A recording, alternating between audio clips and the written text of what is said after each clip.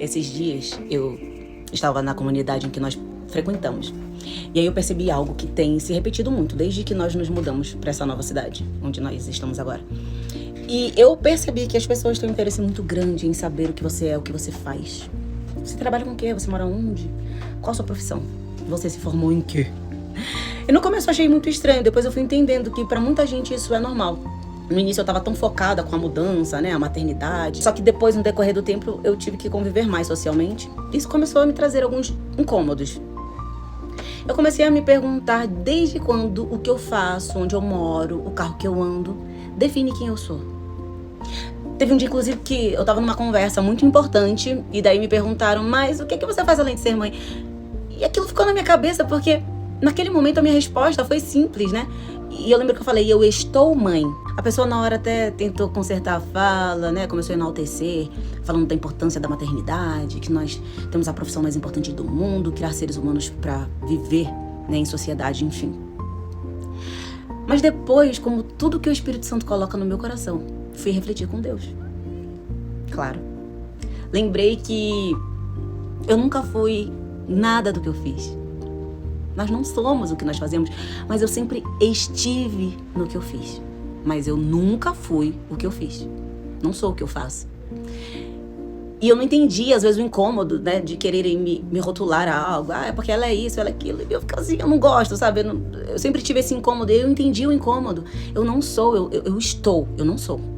Porque se for pra ser, eu sempre fui e sou e quero sempre ser de Cristo. Porque se você perceber, as funções elas mudam, elas vão mudar, as estações mudam. Assim como tantas vezes nas nossas vidas, nós estivemos em cidades diferentes, lugares diferentes, em relacionamentos diferentes, cumprindo funções diferentes. E eu te pergunto, quantas funções você já teve na vida? E assim como os discípulos, né? Muitos eram pescadores, simples, sem status. Mas foram chamados para viver algo completamente diferente. E a gente se prende tanto a títulos, a profissões, a rótulos, como se aquilo fosse tudo. Mas nós somos de Cristo, nós acreditamos na palavra e não tem como acreditar que o que é do mundo é tudo. Porque Cristo é tudo, Deus é tudo. E o Salmo 1 nos lembra, feliz é aquele que escolhe o caminho certo. Não o mais admirado, mas o mais alinhado com Deus. E Ele deixou tudo escrito através da Bíblia, tá lá pra gente ver, pra gente aprender e entender qual o caminho.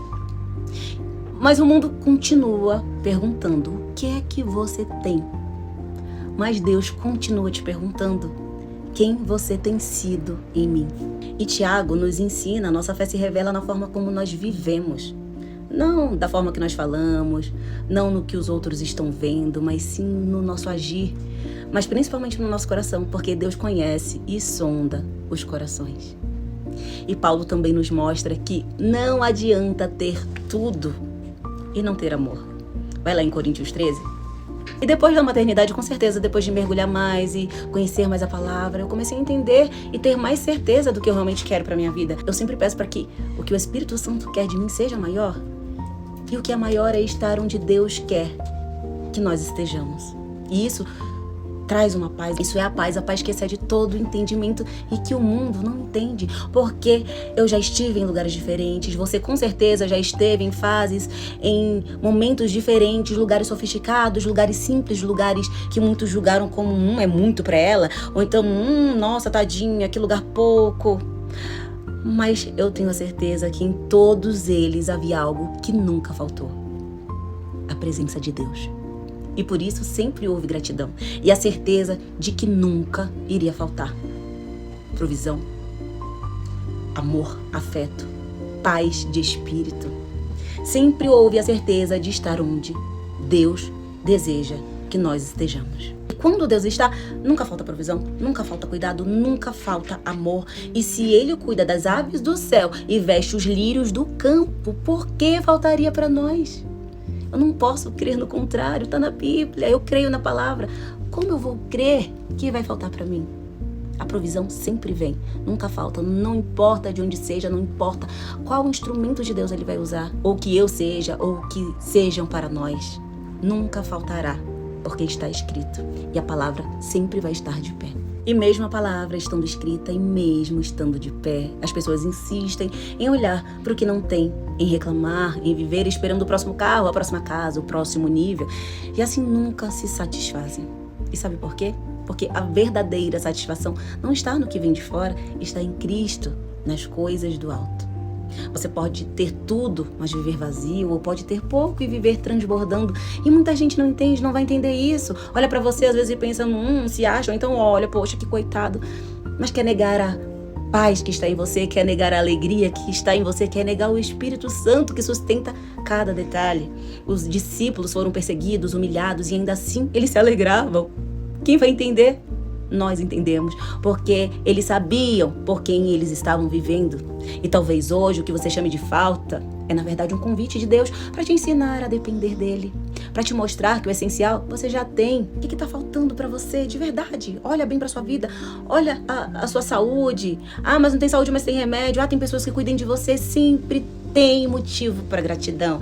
Então, vamos parar de nos compararmos, parar de medir a vida pela régua do mundo, pela régua das redes sociais. E principalmente parar de duvidar de Deus, porque quando a gente duvida que as coisas vão acontecer, nós estamos duvidando de que Deus vai fazer. Na verdade, a gente tem que se perguntar, quem está governando a minha vida? Deus? Ou aquilo que a gente quer, né? Aquilo que a gente está correndo atrás todos os dias para conquistar? Se é Deus, não vai dar errado, não tem como temer. O mundo está invertendo tudo. Hoje perguntam o que você faz, quanto você ganha, o que você tem. Como se isso definisse o seu valor. E sem perceber, muitos estão vivendo para alimentar um altar invisível. Status, reconhecimento, aparência. E a gente acha que idolatria é algo distante, que está em outras religiões. Mas às vezes está no nosso próprio coração. Talvez hoje o seu deserto não seja castigo, seja direção, porque quando você insiste em fazer do seu jeito, você prolonga a dor, mas quando você se rende à vontade de Deus, você vai perceber que você pode sim ver lugar de crescimento no deserto, você pode ver florescer no deserto, você pode ver alegria no deserto. Então, para de se lamentar pelo que já passou, se você orou, se você entregou, não foi em vão, não tem como ter sido errado. Foi entregue para Deus? Deus não erra. O que falta não é resposta, é confiança. E no fim só existe uma escolha: viver para ser reconhecido na terra ou viver para ser reconhecido no céu. Porque o lugar mais alto não é o que o mundo te oferece. O lugar mais alto é estar em alta com Deus. Se você orou, se você entregou, não tem como dar errado. Pode não ser do seu jeito, mas sempre será do jeito perfeito dele. Então, no fim, a pergunta não é o que você conquistou. A pergunta é: para quem você viveu?